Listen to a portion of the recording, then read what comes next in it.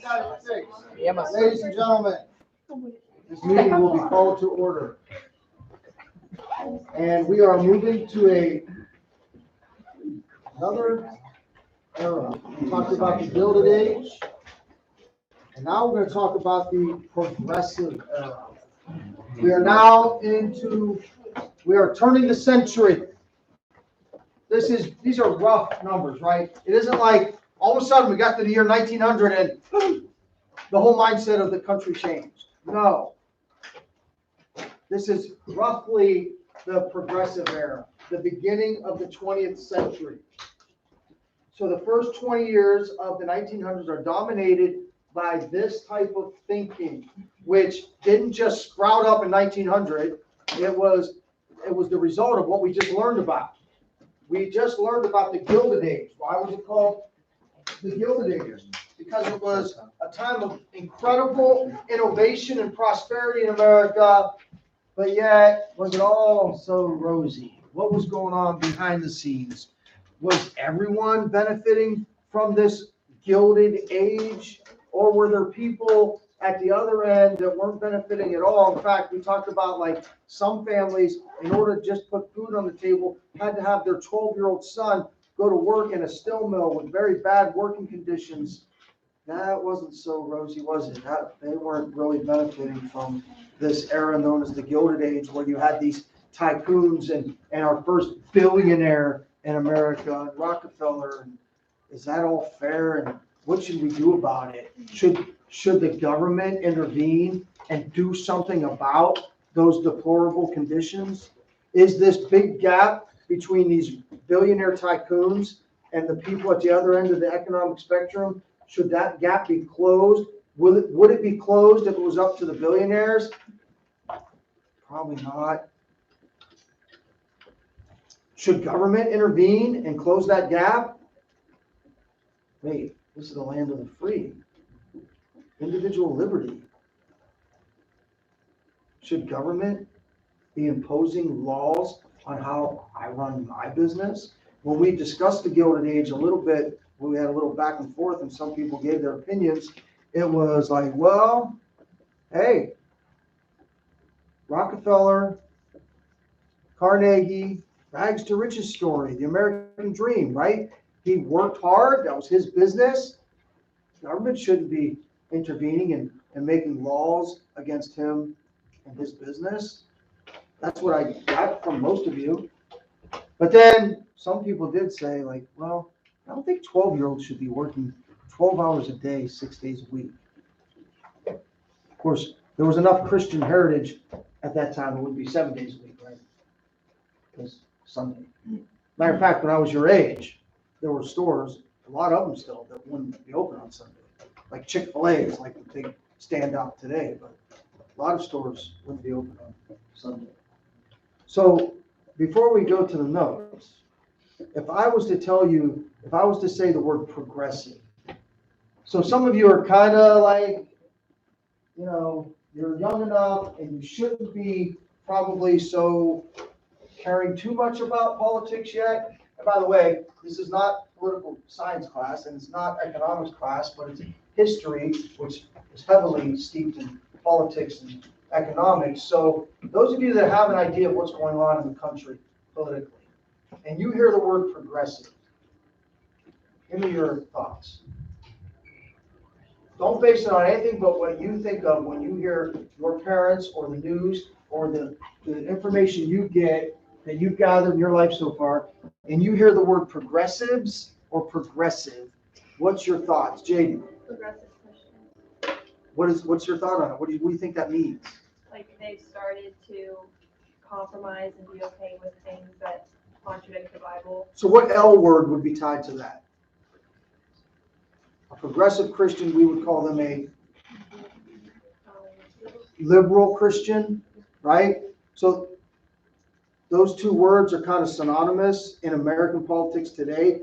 Liberal, by the way, it wasn't always like that. There's something called classical liberalism that we don't have time to get into, but liberal and progressive are kind of joined when we talk about politics in America today. So Jaden's idea is that she's heard of that term progressive in terms of Christians. like liberal Christians, and she says she's heard that they like compromise on biblical principles. They kind of try to make they try to put today's standards into the church. Like, hey, we have to move with the times. We have to progress with the times. Anybody else? I saw some people eye contact when I said progressive, and they had a certain look on them. You want to share what you were thinking? Yeah. Progressive field. Okay, that's just an insurance company. Caleb? Progressive field. No, that's what you're thinking? Yeah. How about politically? Verity? Like you said, like liberal and like these ideas that contradict the Bible and that we shouldn't agree with. Like, So Verity says what she's heard about the word progressive is again tied to that word liberal. What's the opposite of liberal in American politics? Conservative. She's tying it to the word liberal, which means, and what she's thinking is that progressive, liberal, as Jaden said, Christianity, or in politics, liberal politics, politicians would be like doing things, implementing things in our culture and society that are not biblical. Whatever that means, because there's two sides to every story, right? And at 15, 16 years old, you're learning that, man, the world's not so black and white. Wouldn't it be nice if everything was just true, false, right, wrong, good, bad, right? But most things, like, there's good in it, there's bad in it, and you try to find balance, right? Wouldn't it be nice if there was balance in our society instead of two extremes constantly fighting against each other? Anybody else? Before I continue, that word progressive, yeah. Other people that want to change America. They want to change America, and that is like a negative or a positive in your mind. Well, in some ways it can be positive. Because what's the root again? The way they're. What's the root of the word? Progress. Progress. Yeah, go ahead. Progress. But their idea of progress isn't the same as mine. What do you mean? Well, I don't know. I don't really. Just everything that they think is not what I think, pretty much. What do you think, Mary? I'll give you a chance to expound on your thoughts, because you were saying that you were tying it to liberal. He's kind of tying it to that too. He hasn't really said like what specifically. Is there anything specific, like when you said things that we don't believe in? He says he doesn't agree with. Now, again, we're framing this as this is the progressive era, and I'm trying to get your thoughts on what the word means here in the 21st century. So we're going to tie what we call progressivism today to what it was 100 years ago. And is it the same as it was 100 years ago? Or have people taken that progressive title or movement and have they changed what it means to us today? Did you have anything else to add? You don't have to. I feel like it can, I mean, it's probably not all Don't bad. say I think. Because here's the problem. Here's one of the problems that if I had time, I could tie into the whole progressive movement, is that we are basically operating our society today on feelings. Am I right or wrong? Like, we make our decisions on, like, I feel bad about that, so I'm going to be in favor of this. The idea of thinking is like, almost like, it's like archaic. It's like, we're not, you're supposed to think. So I make a point to when students talk to say, because that's become a popular thing. Well, I feel like, no, I think what you mean to say is that's what you think. Well, we're kind of being conditioned to say everything's based on feelings. And how fleeting are feelings, right? How untrustworthy are our feelings. They can change from day to day, right? So we should be focused more on what we think of things. Go ahead. Like,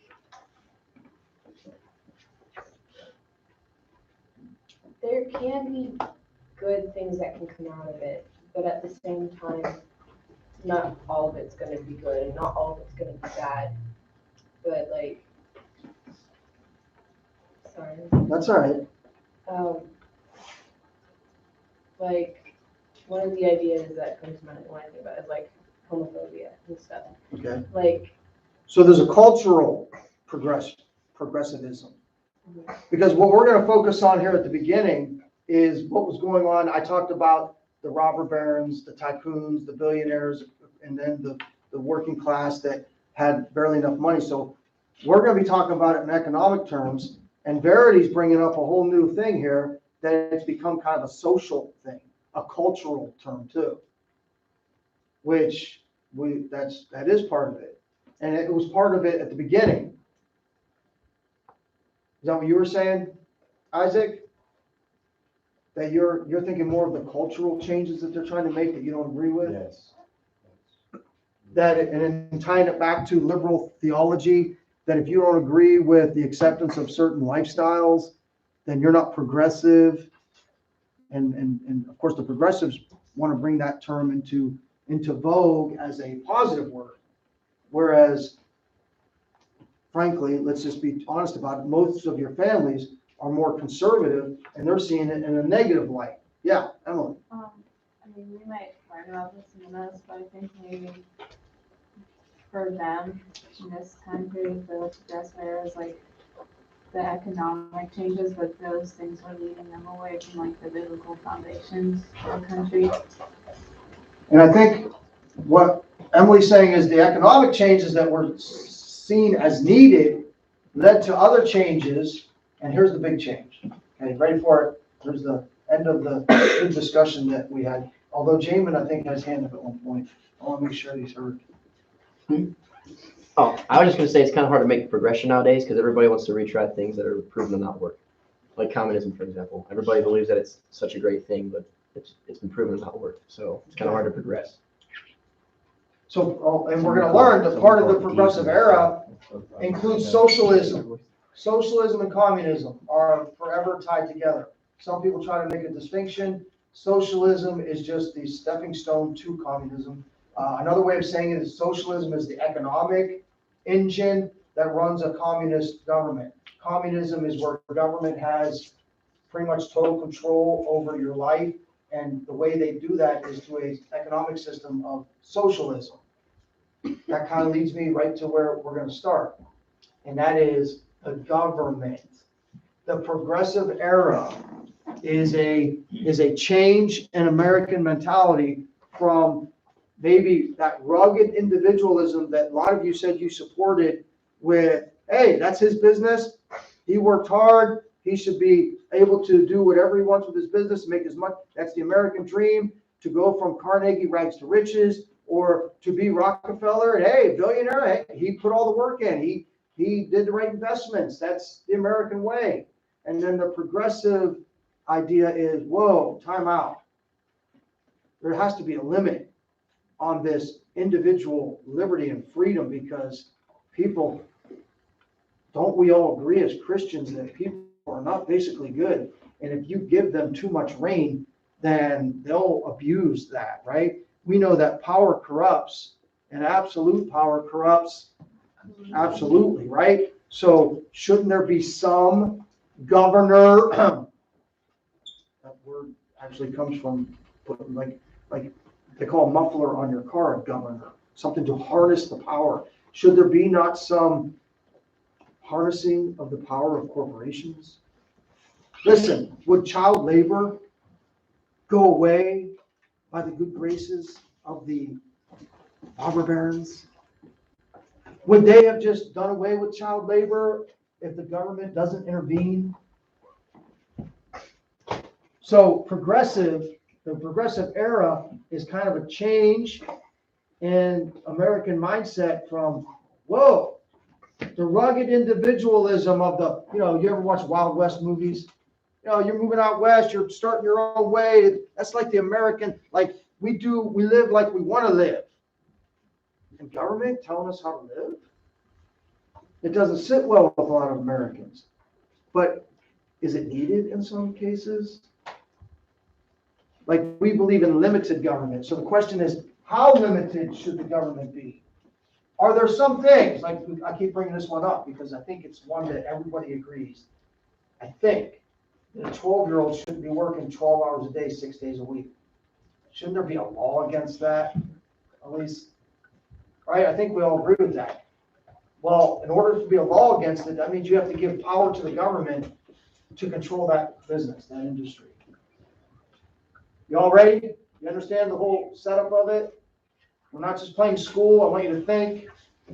Finally got you guys to talk a little bit. This might not be a joke that you understand fully, but the secretary doesn't have any problem talking, saying what you think about all this. You guys are going to kind of drag it out of you. I like the interaction. Anybody else have anything else to say? Now, I will say this.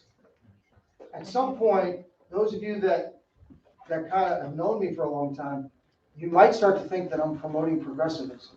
I want to make that clear that I'm not promoting it. I also want to make it clear it's not really my job to denounce it. My job is to kind of teach you what it is then, what it is now, and you're ultimately going to make that decision. So what is progressivism? It is a political, ideological movement motivated by government corruption, abuses, and industrialism, and the plight of the poor. That's a lot of verbiage. What is ideological? If someone says they're too ideological, by the way, it starts with "idi," so it doesn't mean idiot. Ideological, however you pronounce it. That means someone that looks at everything through a particular lens. Like, hey, those of us that are trying to see the world as God sees it, we want to have a biblical worldview, they would call us ideological. We want to see the world, our ideal view of the world is the way God would see it. So when we see an issue, we look at it through that lens, through that idea. Ideological. There are some people out there that they don't really have firm principles or ideas that they live by. They're just, hey, I'm just living my life. Okay. I don't want to think too deeply about any of this stuff. I just want to go to work, have some time with my family. They don't think too deeply about it. So they would not be called ideological. But it is a political, ideological movement where the motivation was, by and large, we got to get rid of government corruption that we talked about in the Gilded Age. We got to get rid of these abuses in industrialism. Don't we have to be concerned about the plight of the poor, the people that are barely making it, while America is becoming so wealthy and prosperous? What about the people at the other end? Do we not have any obligation to care about them? They sought to get this reform through these avenues. Wider political participation. What was that really long word we learned a couple weeks ago? A month ago. During the Jackson era, there was this democratization, right? So progressives wanted to make democratization of America more prevalent. Wider political participation. More direct democracy. Noel has learned probably through junior high that America is a republic. Mr. Land teach you that, right? And I think I've talked before about not to get in an argument. Are we a democracy or a republic? People like to, debate about that. Well, my answer is yes. Are we a democracy? Yes. Are we a republic? Yes. Because why debate it? It's our republic is based on democratic ideals. We are a representative democracy, our republic. That's what it is.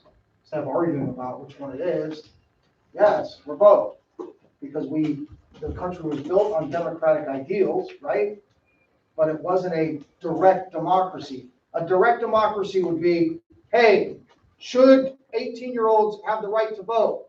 And then all of your parents would vote. Is that how it works? Is that how it works? No. We have representatives that go to Congress and to our state legislatures, and they vote on those things. That's why it's not a direct democracy, it's a republic. We have representatives that do it, REP, representative democracy, republic. They wanted they were working on increasing government efficiency. And by the way, the next two things on here might seem contradictory to democracy. Democracy, the people rule, we've got the power. Wait, are we the government or is it we and then they?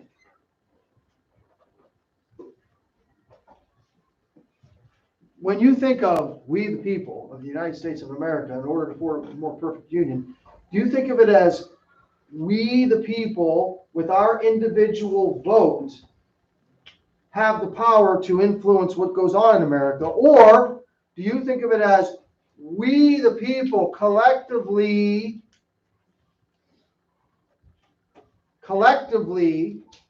control the government?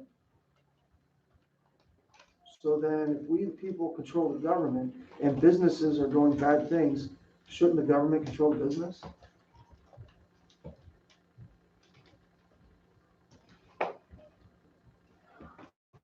If government controls business, what do we call that? What's it called when government controls business? Is that called freedom? Is that called capitalism? What's it called? Socialism, right? So some people's view of we the people is, that means we the people have the power, we the people then are the government, and if we the people are the government, then we the people should be running the businesses. Where those that aren't in sync with the progressive mind are like, no, that's not how it works. We the people as individuals have sovereignty and liberty to have our own business free of government regulation. We the people means that we individually have the power to vote for or to support certain things. We're not a collective. We're not a commune. And then direct government intervention. So we're going to change society mostly economically by giving the government more power to intervene. You don't like the idea of children working 12 hours a day, the government's got to make laws and outlaw it. Are you okay with that? Well, yeah, because that's just wrong. Okay, what's the next step? What else does government have the power to do? Government can make laws that say that 12-year-olds can't work 12 hours a day, and we're getting 100%, I think, unanimous vote that that's wrong, and government should make a law about that. Okay, let's go to the next thing. Should government say that you can't work if you're under 18? Now we're not going to get 100%, right? So where is the balance? Where's the common sense, right? That's the battle all the time. By the way, common sense isn't that common anymore, is it? But this is a new thing. It's called the progressive era because more and more people are supporting. Remember that guy we talked about that was the head of the unions during the Pullman strike? His name was Eugene V. And I mentioned in there, some of you remember studying that he became the Socialist Party candidate for president, and he ran for like 4 or 5 elections, and he got almost 10% of the vote. Now, if someone in present day America, even as crazy as it is, and we hear about this liberal, progressive, socialist stuff in our government all the time, if someone ran as a Socialist Party candidate in America 21st century, they do that, and they get way less than 1% of the vote. So how is it that these progressive ideas are so prevalent in our politics? It's because the ideas behind progressivism in 21st century politics are couched under a certain party's umbrella. We basically got two parties. If someone okay, let me give an example. Some of you might chuckle even when I say this guy's name, because your family, you know about him from your family and how they view this guy. If I say the word Bernie Sanders, you know I was going to say that? Okay? Because he's smiling over there, because when people of a certain political bent, like, let's be frank about it, most of your families, they see that person as crazy. Like, whoa, Bernie Sanders, all kinds of crazy ideas. He outright called himself a socialist. He will not, the Democrat Party, no matter how popular he got, would not allow him to be their candidate. Why? Because he is saying he's a socialist. And that won't fly in America. 100 years later, after the progressive movement started and has had such an influence on our government, you still can't say out loud you're a socialist and get elected. Guess who's got a lot of influence in the Democratic Party? Bernie Sanders. But the person running for Democrat office can't say they're a socialist. That they can't. Thankfully, I guess 100 years later, it's kind of a testimony to the strength of our foundation and the biblical foundation America had, that it seems like we've gone way, way, way off the rails, right? But the strength of that fabric, like here we are, 21st century, 100 years after the progressive movement, and we're still kind of not accepting it. At least if someone comes out and says it. But a lot of the things that the progressives believe in are being implemented under the umbrella of the Democrat Party. And that's not meant to be disparaging. You have to make up your mind on that. I'm just saying that's what it is. Here's a quote from this time. The cure for all the ills of democracy is more democracy. So what is this democratization? You can write that in your margin if you want. Democratization. What is this about, this democratization? How is it tied to progressivism? Again, I'm trying to cause confusion in your mind on purpose. Democracy, that's what we love, we agree with. Government control, whoa, that's not democracy, is it? Isn't democracy and government control opposites? Well, in some people's mind, like I tried to tell you before, no, because democracy means we the people rule. It literally means people rule from Greek. Well, what does that mean? Well, if we the people rule, well, then we should rule business too. It shouldn't be left to these industrialists, these people that capitalism, that capitalize on owning, oh, by the way, owning private ownership. Life, liberty, and the pursuit of happiness. That phrase, pursuit of happiness, was adopted and changed from private property to pursuit of happiness. In that phrase, pursuit of happiness, which comes from a philosopher, English philosopher named John Locke, inherent in that is you're able to own your own property.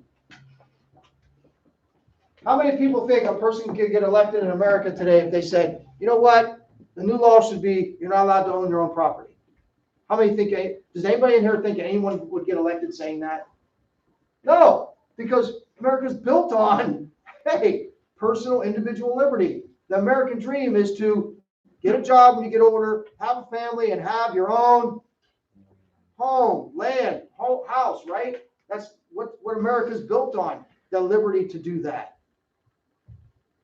So how is it democracy if the government's in control?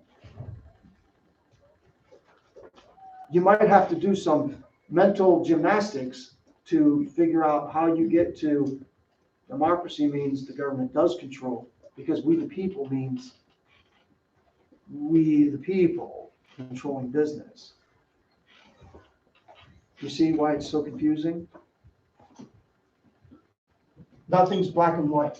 You have to think, not feel, think these things through. Well, what do they mean by direct democracy? We'll just do a couple of these. When we're talking about democratization, here's something that usually surprises people when they first hear it. In a couple of years, you're going to vote, some of you. 2024 election, I think all of you are eligible to vote. Am I right? I think just about everybody in here, in November 2024, will be allowed to vote for presidency. Did you know that before the 1890s, it was very rare to have a secret ballot? If you know anything about voting, if your parents have talked to you, there's something called, what do they call it? The voting, what word comes after that? They say, you go to vote, you go to the voting, starts with a B. Booth, right? You ever heard that word before? The voting booth? Okay, why do they call it that? Because it's like your place. Here, it's got walls on each side, not all walls, you know what I'm talking about, like barriers on each side. So I'm sitting there, something about this big, a table or a desk or something with sides on it, and I fill out my ballot, and no one sees it. No one's really allowed to see it. It's my personal secret ballot. Get this, the first 100 years of our existence, that wasn't the way it was. When you went to the polls to vote, you would say, I need a ballot for such and such candidate, Grover Cleveland. And they would give you the Grover Cleveland ballot, and you would sign your name on it, and that would be your vote. Or they would give you okay, here's the list. You sign your name under the Grover Cleveland list compared to the Harrison. And that's who you voted for. So that everybody saw who you were voting for. All the people working at the election knew who you were voting for. Well, could that be a problem? Hello? You remember Boss Tweed? Imagine if you're in Boss Tweed's district and you're like, hey, Boss Tweed, you know, because you want to be in his good graces. Hey, Boss Tweed, what's up? How you doing this morning? Hey, how you doing, huh? Boss Tweed, how you doing? And then he finds out he went and voted for the Republican candidate. He's a mess. Right? He's got the power. He's got the political power in New York to kind of ruin your whatever job you have. He could probably make it so you don't have a job. How many, raise your hand if you're surprised to hear that it wasn't always secret. Hello? Like, what? In America? You had to everybody knew who you were voting for? Isn't that just right for people bribing or influencing your votes? I mean, we have laws today where you're not even allowed to, if I want someone to vote for a certain candidate, I can't be within certain feet of where they're voting. It's called electioneering. You're not allowed to do that. It's supposed to be a very private, secret thing. It's only been around for half of our existence. Do you agree with that? Anybody disagree with that? That's what progressives brought to us. This word we hear today, 21st century, whoa, progressives. That didn't happen until progressives era. And we'll pick up here tomorrow. You don't have to write that. We can write it tomorrow. Because that's going to take a little more to understand what that means. All right. We had some discussion today.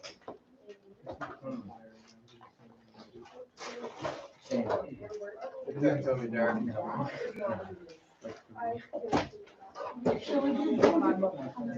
like.